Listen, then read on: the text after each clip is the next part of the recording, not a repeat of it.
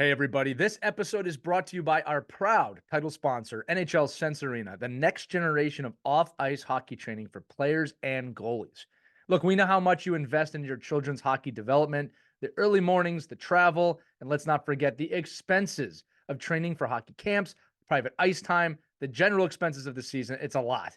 But wouldn't it be great to bring that on-ice practice experience home that's fun, fits into your schedule, and that's affordable? If you said yes, which I'm sure you did, you've got to check out NHL Sense Arena. It's a top tier virtual reality training game that brings the on ice practice experience home so you can practice anytime and anywhere, literally. You can transform any part of your home into a virtual ice rink where you're getting unlimited access to over 100 drills, training plans from top coaches and players, weekly drill challenges, and more that focus on improving hockey sense and physical cognitive skills, starting at just $33 per month. That is a lot cheaper than an hour of ice time. The physical side of hockey gets a lot of attention, but we don't focus enough on the mental side of it. It's something we talk about on this show all the time. NHL Sense Arena provides an immersive solution for players to sharpen those skills when ice time is limited or not affordable and they want to get those extra reps in. So, for our listeners, NHL Sense Arena is offering an exclusive $50 off their annual plan. All you got to do is head over to their website, hockey.sensearena.com. Again, hockey.sensearena.com, and use our code HOCKEYNEVERSTOPS, and you'll level up your off-ice training by using NHL Sense Arena. Thank you so much for listening. Thank you so much for supporting us and NHL Sense Arena. Enjoy this episode of Our Kids Play Hockey.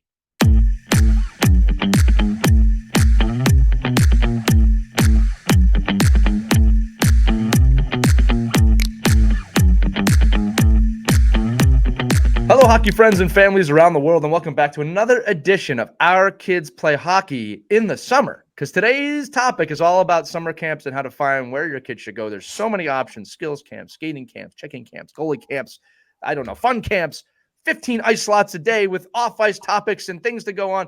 Where should you send your kid to camp? And this is all spawning because of a letter we got, which I'm going to share with all of you right now. It's very nicely written. I'm going to say this one's from Andrew. We don't give last names. He says, "Good morning, Lee, Christy, and Mike." It's almost like he knows that we do this in the morning. I put this question on Facebook, but I also wanted to send it to you too. My son is going to be a first-year 12U next season. He's a former goalie, likes offense, loves defense. It sounds like he loves hockey. With summer fast approaching, a lot of hockey camps are pushing for registration for their summer camps. Taking cost out of the equation, what do you all look for in a summer hockey camp? I would love to hear your thoughts. That is a great question, and it is the time of year when we're airing this that's probably on a lot of minds of a lot of different people. Who wants to start? Well, first of all, make sure your kid wants to do it. That's really important. That's a You good need to point. ask them, because what you think is good for them might not be what they want to do. And if they're not into it, and you're spending all this money on a summer camp, and that's the last place they want to be, you're wasting Christy, your time. are you're you wasting saying your money. that a kid might not want to do 12 weeks of power skating? Is that what you're trying to say right That's now? exactly what I'm saying. That's exactly what I'm saying. We were lucky because, my kids wanted to do it. They just love doing summer camps to a point. They didn't want it to, we still went on vacations. We made it work, and nothing terribly intense. They didn't want to make it feel like it was hockey year round, but just enough just to kind of keep their skills sharp. And they just love hanging out with their buddies on the ice. It was Right. usually a more relaxed. We never, when they were little, we didn't do anything intense. It was always camps that also blended fun. Right. And the coaches would even take them out in the parking lot, and they would do, hockey outside. They would do other fun things, especially when they're young. It can be really valuable for you because it gives you a place to take your kids, keeps your kids out of the house and off the video games. Wonderful. And they're with their buddies. Win-win. So when they're little, yeah, it can be a great experience for them. As they got older, Sophia looked for those more intense camps as she was getting ready to play college hockey. So that's a different animal. But I'll let Mike jump in because he's the camp expert here. He's a camp director. He's a camp director, Mike. Camp director Mike. Well, I'll pitch my camps in a little bit, but so basically, I think there's a couple of things, and Christy hit on a lot of them. That number one is are you looking for a day camp or like a skills camp? If you're looking for a day camp and you're just looking for a camp where the kids are going to have, maybe 2 hours of ice, they're going to do a lot of stuff on the field. Maybe there's a swimming pool involved. Is it sleepaway? Is it day camp? It all depends on this sounds like a 12-year-old, 11-year-old kid probably handle a good sleepaway camp if they really want that. But then you got to look at the intensity. I always fall to, anytime I'm working with parents, of a player that wants to improve. Like not just a day camp, like a player that doesn't want just the experience. Like, Christy's daughter came with us to do a hockey school in Norway, right? And it was less about the intensity of the camp than it was about the experience of the camp, right? So it was a little phenomenal, different. by the way. Highly recommend that to every young girl out there. We love it. Yeah. But again, it was more about the cultural piece than it was about the, I remember talking to Christy back then. It wasn't even like, well, are they going to work on power skating? Are they going to work on this? They're going to work. It wasn't that. It was really all about, well, this is what they're going to do. They're going to learn a little Norwegian. They're going to eat some Norwegian food. They're going to see Oslo. And so, so all of that kind of stuff comes into place. And I think you can look for that. I know here in the Northeast, like a lot of kids go to like West Point Hockey School, or if you're in, or all the Minnesota hockey camps. If you go to those things and it's a day camp experience, it's probably something different than maybe what you're looking for. So you got to research that. To Christy's point, what does you and your son or daughter want out of the camp? And I always lean towards, especially when the kids get older, try to find something that has longevity in it. Like maybe not just a camp. Like 5 days is not going to get you better in the long run. It's not going to change habits. It's not going to create a different player most of the time. So looking for like the long-term piece of that, like look for camps. I know like the camps that I run, we don't like, I've gotten out of running camps where it's just you come on Monday, you leave on Friday. The camps that I run now are like an immersive experience of, there's a pre-camp discussion. There's 3 or 4 pre-camp phone calls and homework and preparedness. And when you come to camp on Monday, we know you, we know what you want, we know what we're going to do, you know what we're going to get out of you. And then when you leave, there's follow-up, right? And to me, that's like, I'd rather see a parent pay more money with less kids and more instruction than a little bit of money or pay a fee with 70, 80, 90 kids on the ice, even if it's a skills camp, and never get any really individualized instruction or looks, or, it all depends on your kid. If you just want reps, then join. There's a million camps to get reps in. But if you want real, if you're like this person's son is going from goalie to playing now defense, really loves defense, well, then you want to go to a defensive specialist camp, like Mike Weaver's Defense First at the Harvey School in August. But if you're looking for like daily camps, then there's a ton of those. And I think at the end of the day, if you have like a 9, 10, 11-year-old kid and they're a little nervous, they don't meet friends well, and we've talked about this before, Christy, right? Like go to a camp with a couple of friends, find a way to, and I would tell you this too. If you went to, I went to Howie Meeker Hockey School back in the day in Potsdam, New York, at Potsdam State College, and I would have never went as an 11-year-old ever, if it wasn't for like the 4 guys I went with. But you know what? I met 50. Like, so it was, so I had that comfort of being away for the first time in my life. But I also had the fact that I could fall back on friends. And you know what happened? Those friends had other friends, and we became, and all of a sudden you have different pods of kids. And, some of the kids that were at the camp were better than me. So they got put in a different group, and I ended up being in the crappy group. So, but those kids were just as nice. They're 11 years old or 11-year-olds. And I think that's where, look for that experience, embrace the time you have for the summer. Again, if you're looking for real skill development, look for a program that gives you, 8 or 9 weeks of development, as opposed to 5 days with 2 hours a day. I don't think it translates very well without the follow-up and the pre-workout. Are there sites that parents can go to where there's reviews or ratings or anything? Well, like USA that? Hockey does a great job of summer camp guide. They do. Okay. I think they still do it. They have a really great summer camp guide, and not only in the magazine, right, but online now, or the online version. But it's a really good, I think, starting point. Now, I understand a lot of that is paid into, but there's a starting point. You know what? And if you could pay for a camp and be able to afford to do that, you're probably doing pretty well anyway. Right. So it's just a matter of looking and saying, well, and I think, we've said this even at every level of hockey, ask a teammate, ask another parent. You heard somebody went to camp. Hey, what do you think about that camp? Oh, you loved it, but the food was horrendous. Like, so if you go there, make sure you're packing food. Or I had to go there on Wednesday because nobody changed my kids' sheets for, whatever. I don't know. Or there's no laundry service. Like if you're at a sleepaway camp, all those little things make or break your experience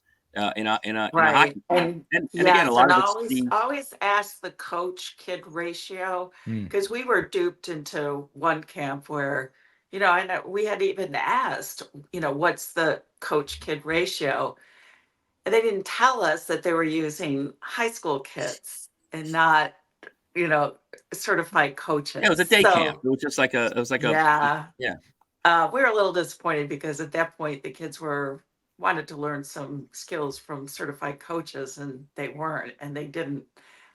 So really ask some tough questions like, well, who are your coaches? And, how many kids per coach? And what level are they? What skill level are the coaches?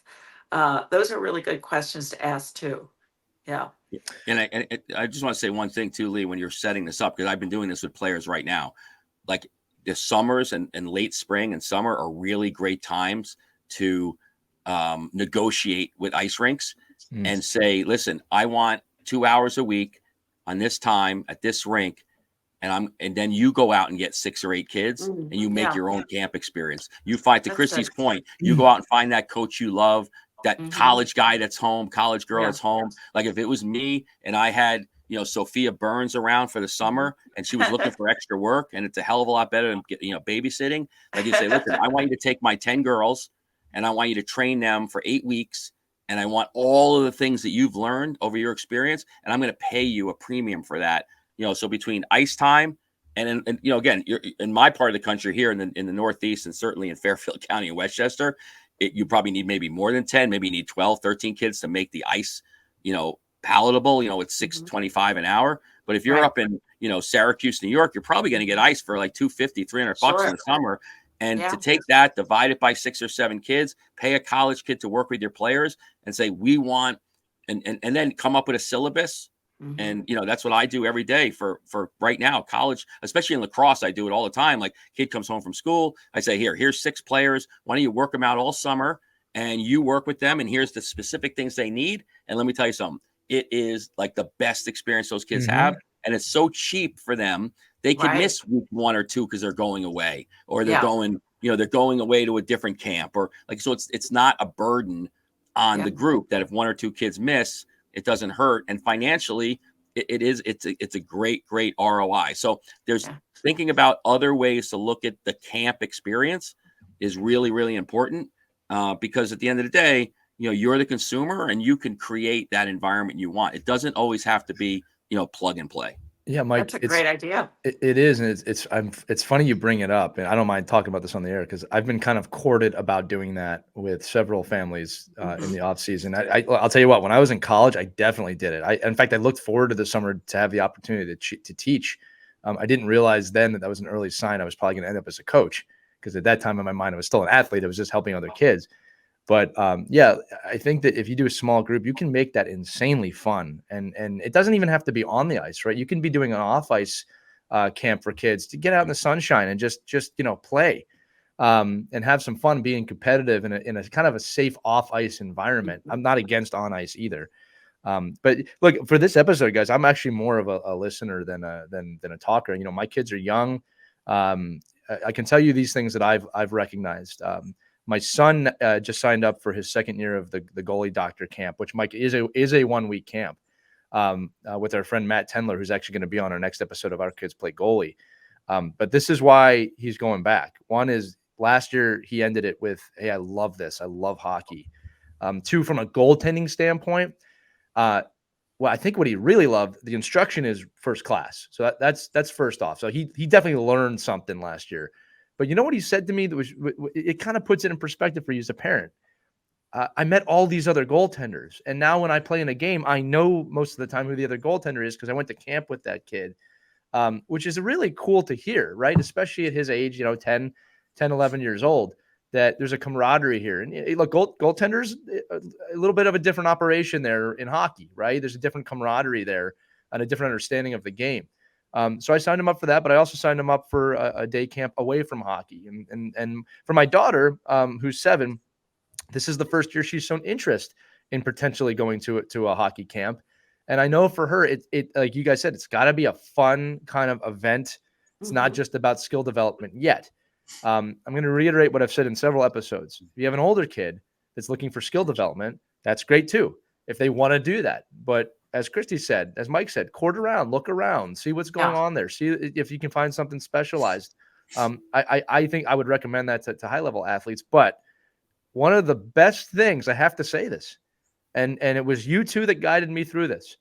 One of the most important and best decisions I've made thus far in coaching youth hockey, which I've been doing for about 5 years now, so I can say this, is we take the spring off.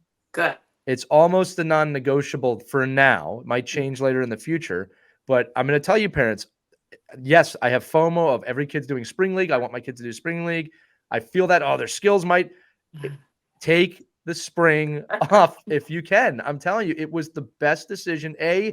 You start to realize how much you need that break, not just your kids. 2 is it's healthy for your kids to maybe be off the ice for a little bit, both from a healing standpoint, but also a mental standpoint, right? They're not going to lose their skills over the spring, right? And whatever they do lose, because you always lose a little bit, they're going to get back in 2 weeks when they get back on the ice, right? So I'm kind of making the point here of be careful with year-round hockey, all right? Again, if your kid is severely driven, I get it. I was that kid. I didn't ever want to come off the ice.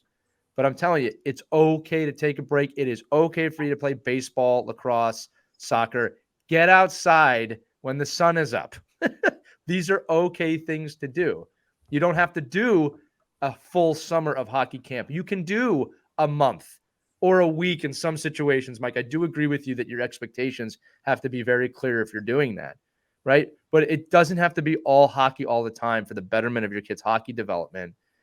Especially if you're trying to make a team. I mean, there's so many FOMO reasons, the fear of missing out, for anybody who doesn't know what that means, for you to choose something. And I would say, don't make the decision on that, right? Because there's no magical hockey camp that you go to, including USA Hockey's hockey camp for the U18 national team. There's no magic camp that guarantees you anything, right? But the summer's a time to have fun. Am I right? Am I right in my assessment? You're 100%. I love grabbing the lawn chair, grabbing my iced tea, right, watching the kids with my sunglasses out in the lacrosse field. Is it iced tea though, for real, Christy? Is that what's in the cup? No sugar. No sugar. Sugarless iced tea. Mike, what are you drinking? No, I'm just kidding. I want to know. But wow, instead of the hot coffee, the hot cocoa, right, in the ice rink, it was nice to totally switch gears. It was beautiful. Right. Yeah. You know, another thing as a coach, I should mention this too, and Mike, I can throw this back at you too, in a good way. Like, there's something beautiful for me in watching my kid play a sport that I know very little about. Yeah. It is impossible for me to watch hockey and not think about what I'm seeing, right? But when I go watch them play a game that I don't like, I know enough to be dangerous, but I don't know the game. I don't know how to coach the game. Christy, you're right. I do sit back and like, this is fun. Yeah. This is so fun. Look how much fun the kids are having. You just forget about that when you're coaching. Exactly. Yeah, it's a good mental break for you too. Definitely. Mike, what's the coach you most want to watch? What's the sport you most want to watch and not coach? Yes, that's the problem with me. I'm not good at that. I'm horrible at that. I'm like, you could roll your wrist better. If you would have a better backhand there, you could hit the ball over the net better, or the way you're holding your hands here, or where the lacrosse stick is. I get too crazy about that kind of stuff. Like I'm a fundamental guy. Like I've watched so many sports now. Listen, I just posted a video last week of a BMX biker doing balance drills on a sidewalk and using their outside and inside edges to simulate what I look for on the ice. Because I'm trying to get the kids to understand, like, this is not a BMX biker, a motorbike, like a motocross. And this guy doing all these tricks, going on his front, back wheel, back spinning, turning. I'm like, that's what you do in hockey. It's the same momentum. It's the same movement. So I look at sports, unfortunately, a lot different, because I look at it as, oh, I could do that better than that. I mean, that's not even a good way to teach that. That's not even fundamentally correct. That's not. I will say I'm strong. I have a strong enough. I don't go and say anything. I don't. And I can bottle it up pretty good. And I don't tell my kids, hey, the coach was teaching you wrong. I don't do that. but I watch other coaches coach. I'm like, oh, this could be so much more fun. Like, why wouldn't you do it? Like, why wouldn't you make this much funner? Like, why do you really think hitting a ball to 7 shortstops in a row is fun? Like, do you think the kids are getting something out of that? I don't. And I can see it because, like, I still have those thoughts. I just, in the summertime, I just go, I'm going to drink. Whatever. Yeah, but I'm like, listen, if you're going to do it, if you're going to be in it, then be the best. Like learn what the hell you're doing. So I don't know. There's a standard. So that, Mike, real quick, because we got to get. You and I, and Christy, you too, we have extremely high standards with our professional work. Absolutely. Right? Sometimes I have to remind myself, this person's a volunteer, and this is not their job like it is for us, right? And it's not easy, but I have to remind myself, like, hey, they're volunteering, and then you got to follow your own advice. Or hypocritical, like, if I think I can do it better, I got to volunteer and go coach. So Mike coaches 17 sports. Look, to end this, Mike, I think this is what we need to do. Christy, you tell me if you agree. We got to make a new team and a new show called Our Parents Play Pickleball. All right. And we're going to make a pickleball team. And what we'll do is we'll bring in a licensed therapist to be on the team, to play pickleball with us, if you know what I'm trying to say. But Mike, Mike, I get it. I get what you're saying. I think it's important to turn that off or push those feelings aside sometimes to make sure you get a break too. No doubt about it. I think that's what's fun about watching the kids do. Like, I will say, when I watch my younger son play chess, there's where I draw the line. Like, I'm like, I don't know what the hell you just did. Like, I don't even know how you won. Like, I don't even know how you did it. Are they using their inside and outside edges? Right. I don't. That is where I draw. I do cooking class and chess and things like that. I tend to say, you know what, you're the professional. My son hasn't lost a finger, and he hasn't done this, so I'm good. But on overall, though, step back. Please take a break. Have some fun. Breathe a little. I was gonna say grass, but I guess you can't even say that anymore. But just be in a really good. Get outside, get some sun, get some vitamin D. There's just to all your rink owners out there. We want the kids to go into the rink. Yes, we want them to use their ice. Yes, we want them, but it just doesn't have to be 24/7. The competition.